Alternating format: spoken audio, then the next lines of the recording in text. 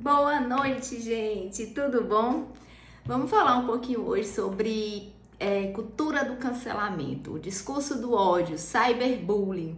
Tudo isso são nomes novos utilizados para um problema velho, um problema antigo, que é esse problema de a gente julgar, né? Esse tribunal do júri que está na internet hoje em dia, de a gente cancelar seres humanos.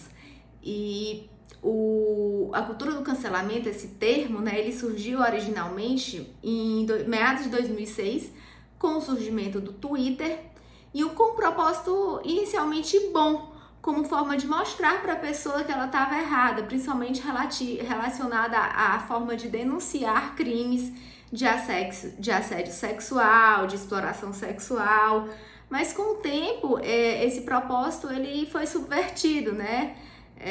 E aí acabou algo que era para inicialmente ser bom, acabou sendo uma forma totalmente de ferramenta de exclusão social, de descarte de pessoas, né? De forma de excluir alguém da realidade, da sociedade. Então cria-se com isso um problema social, não é nem um problema individual, é um problema social. E com certeza isso, o cancelamento, né? A pessoa que sofre isso, ela sofre uma fragilidade na sua dignidade como ser humano, né? Fragiliza a dignidade da pessoa humana. Eu tô lendo um livro bem interessante desse autor aqui, que é 1984, que é o mesmo autor de Revolução dos Bichos, né?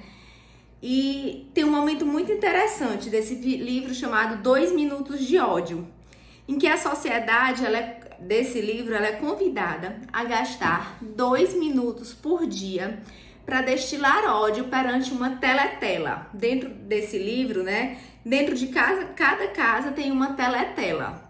E nessa teletela você é filmado, você vê, né, e ao mesmo tempo é filmado. Então, assim, por 2 minutos por dia, as pessoas são convidadas a destilar ódio perante essa teletela. E aí eu convido vocês para fazer uma analogia com os dias de hoje, com a cultura do cancelamento, né? Quantos minutos do nosso dia nós passamos perante, no caso, né, nossas redes sociais, nossos smartphones, destilando ódios nas redes sociais? Quantos minutos do nosso dia, quantos dias na semana, quantas semanas no mês a gente passa cancelando, hostilizando, criticando, agredindo outros seres humanos, né? Então, assim, é uma distopia esse livro, né? Foi escrito aí pós-revolução, pós-Segunda Guerra Mundial, em 1948. É uma ficção, mas eu acredito que é uma ficção que retrata muito a nossa realidade atual.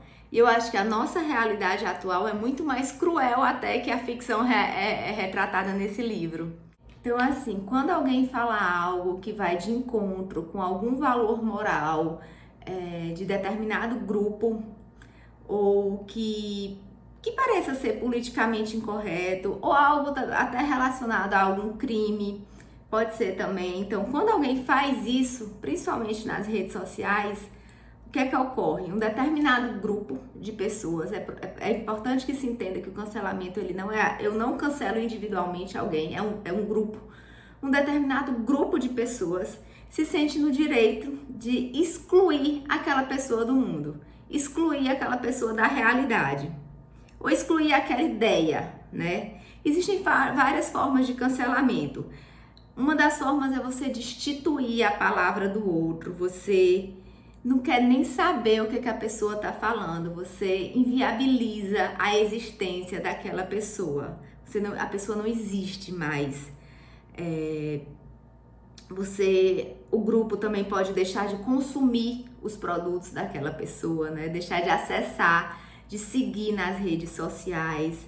Outra forma também é você passar a falar mais alto, a gritar, a levantar a voz.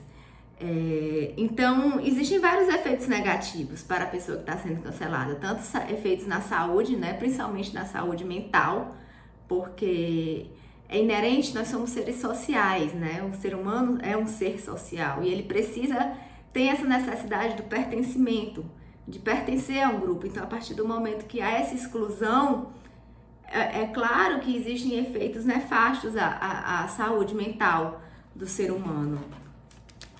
E essa questão da repressão, ela ocorre ao longo da nossa vida, né?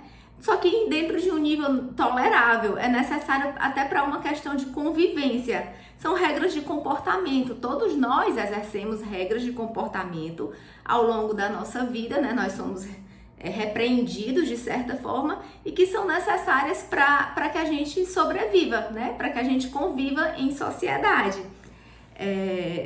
Freud fala disso, né? No livrozinho Mal-Estar da Civilização, que a gente vai sendo reprimido ao longo da nossa vida, né? O indivíduo, ao longo do tempo que a gente vai vivendo em sociedade, nós vamos sendo reprimidos. Só que são regras toleráveis de comportamento. O cancelamento não se trata disso, ele se trata de um grau muito superior, né? Porque é um grupo que elimina da realidade, elimina outra pessoa da realidade, porque eu crio outra realidade naquele lugar, entende? Elimino alguém, né, da realidade como forma de validar a minha fantasia. E o que é a minha fantasia? É algo que eu passo a julgar apenas pelo que eu estou vendo, apenas pelos fatos que estão ali sendo observáveis. Então é uma fantasia, porque o que está sendo mostrado para mim é muito superficial, quase nunca se trata da realidade, né? Então eu acho assim, a gente julga e cancela pelo que a gente acha que seria certo, né? E que na maioria das vezes nós estamos assim equivocados.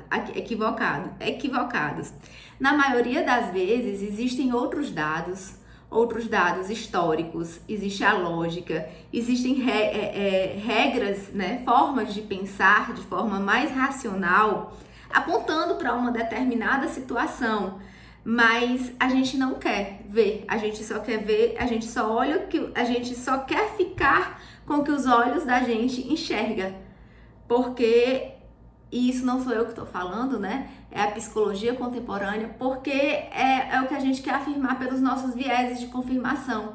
Só que isso é muito perigoso, por um lado, né? Por um lado é muito perigoso. Primeiro porque a questão da conexão. É muito difícil a gente estabelecer uma conexão com o outro ser humano, né? Em que pese nós sejamos seres sociais, mas estabelecer uma real conexão é muito difícil.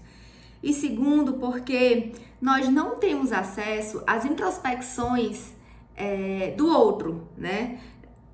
As motivações, os motivos e motivações que fizeram com que aquela pessoa tome determinada situação. Nós não temos acesso ao inconsciente dela. Então só chega para nós um comportamento que é observável. E nós passamos a fazer um julgamento a partir desse comportamento observável, o que é muito perigoso e superficial, né? Só que quando é para ser com a gente, é muito mais fácil a gente encontrar esses vieses, né, esses erros no outro do que em nós. Quando é com a gente, nós somos muito mais condescendentes, né? Nós procuramos razões justificadoras, em que pese também a maioria das nossas decisões seja tomada de forma inconsciente e a gente também não tem acesso a essas introspecções. Mas quando a gente toma uma atitude que seja reprovável e que se fosse em outro caso nós cancelaríamos, quando é no nosso caso ou com pessoas que estão dentro da nossa bolha, a nossa tendência é justificar, ser mais condescendente do que com o outro, né? A gente sempre acha uma boa razão justificadora para os nossos erros. E aí, quando isso acontece, do julgamento, do cancelamento, nós nos tornamos moralistas, assim, implacáveis, né? Como se a gente fôssemos dotados de virtudes extraordinárias e implacáveis. Só que, quando é para julgar as nossas ações, as nossas atitudes ou atitudes semelhantes dentro dessa bolha nossa, nós agiríamos de forma diferente, como eu acabei de falar. Essa indignação que surge, né, em relação ao outro, ela nem sempre surge em relação a nós mesmos. É interessante, né? Isso. E isso talvez signifique que esses valores morais, esse sentimento moral que gera indignação, não seja tão autêntico, né? Seja só essa necessidade de julgar o que está fora, né? Esse espelho que muitas vezes o outro reflete na gente. Então eu penso que talvez a gente esteja cansado, né? O ser humano ele tá cansado sem dúvida, há uma lassidão, um cansaço em relação a tudo. Só que é muito necessário a gente voltar a exercitar a paciência, né? Essa comunicação, como para voltar a exercitar um jogo democrático do diálogo, do discurso, né? Como a Hannah Arendt ela fala, a política ela ocorre entre duas pessoas. Então, o que é o jogo democrático? Eu falo e você recebe. Se por acaso você não concordar com o que eu estou falando, você vai me devolver. E se eu não concordar, eu vou reelaborar e vou devolver para você, certo? E aí a gente vai dialogando nesse cenário, de modo que a gente possa compreender o mundo, né? E de alguma forma chegar numa melhor solução de um conflito, ou de uma pacificação, ou de uma sugestão para aquele cenário que está acontecendo, né? No jogo democrático é isso que a política é isso. É esse diálogo, é esse discurso. Só que nós não estamos tendo paciência para isso. Nós estamos cansados, nós não estamos dialogando e os prejuízos que são causados em decorrência disso são devastadores. Então, penso que vale a reflexão, né, para que a gente exercite o jogo democrático, que é a conversa, que é o diálogo, que é a conexão com a outra pessoa, para que a gente possa construir, né, entender melhor o mundo que a gente está vivendo, o que está acontecendo no mundo e conseguir mudar um pouco, né, para melhor, tá bom? Espero que vocês tenham gostado. E aceito sugestões também para outros vídeos. Gente, é muito importante que vocês curtam, compartilhem, se inscrevam aqui no canal, no Instagram, no YouTube e que esse vídeo consiga chegar ao maior número de pessoas possíveis, tá? Eu agradeço muito, eu peço a ajuda de vocês para isso e até a próxima semana. Um beijo!